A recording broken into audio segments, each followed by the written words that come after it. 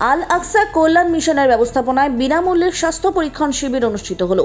এই শিবিরটি অনুষ্ঠিত হয় রাজাপুর করাত বেরিয়ায়।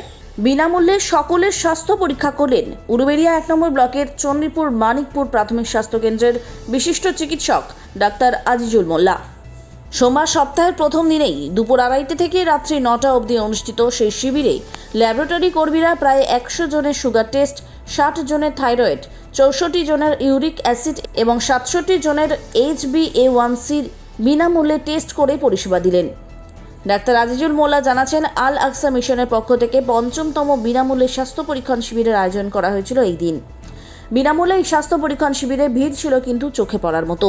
স্বাস্থ্য পরীক্ষণ শিবিরের পাশাপাশি ডাক্তার আজিজুল মোল্লা আর ঠিক কী জানিয়েছেন শুনে নিন।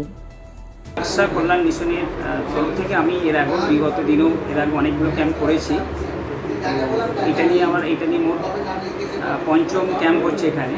এটা অ্যাকচুয়ালি রাজাপুর থানার অন্তর্গত করাতবেড়িয়া অঞ্চলে করছি আমি এখানে মূলত যে পেশেন্টগুলো আসছে তাদের যাদের সুগার আছে স্ক্রিনিং করছি, তার সঙ্গে প্রেশার তো দেখা হচ্ছে, তার সঙ্গে যাদের সুগার থাকছে, যাদের সুগার বাড়া থাকছে তাদের HbA1c করছি, যাদের থাইরয়েড মনে হচ্ছে আমার তার থাইরয়েড টেস্ট করছি, যাদের ইউরিক অ্যাসিড বাড়া মনে হচ্ছে সেই ইউরিক অ্যাসিডও আমি করছি। সবগুলোই আজকে ফ্রিতেই ব্যবস্থা করা হচ্ছে এখনও পর্যন্ত।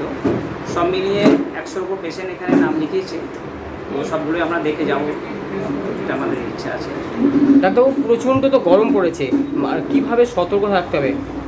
এই গরমে আমাদের বেলা 11টার পর থেকে আমরা আশা করি যে 11টা এমার্জেন্সি কাজ না হলে 11টার পর থেকে আপ টু 3:30 পর্যন্ত আমরা বলি যে মানুষদের ঘরের বাইরে না বেরোয়ার জন্য, এমার্জেন্সি কাজ না দিয়ে। আর যদিও বাইরে বেরোতেই হয় আমাদের সাদা জামা কাপড় পরিয়ে, ছাতা নিয়ে, সঙ্গে জল নিয়ে, সব সতর্কতা নিয়েই আমাদের বেরোতে হবে। এটাই আমাদের বলা উদ্দেশ্য। আর বাড়িতে থাকলেও আমাদের জলের পরিমাণটা মোর দ্যান 4 লিটার খাওয়ার জন্য আমরা পেশেন্টদের সব বলছি। আপনার নাম? আমার নাম ডক্টর আজিজুল মোল্লা। আমি চণ্ডীপুর মানিকপুর ব্লক হসপিটালের সঙ্গে যুক্ত আছি।